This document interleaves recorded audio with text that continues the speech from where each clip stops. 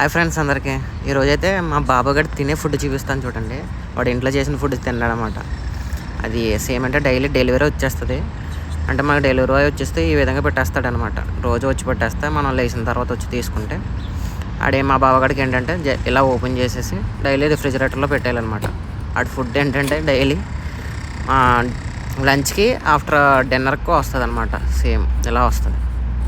దాంట్లో ఏమేమి ఇచ్చాం, ఏం స్పెషల్ అని చెప్పేసి పేపర్లో రాసి పెట్టి ఉంటుంది.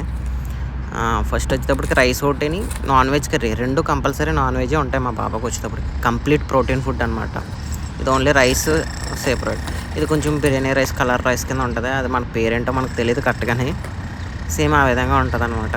కంపల్సరీ సలాడ్ ఉంటుంది. పొద్దున్న ఒకటి, సాయంత్రం ఒకటి సలాడ్ అనమాట. ఈ 2 సలాడ్స్ వస్తాయి ఇలా సేమ్.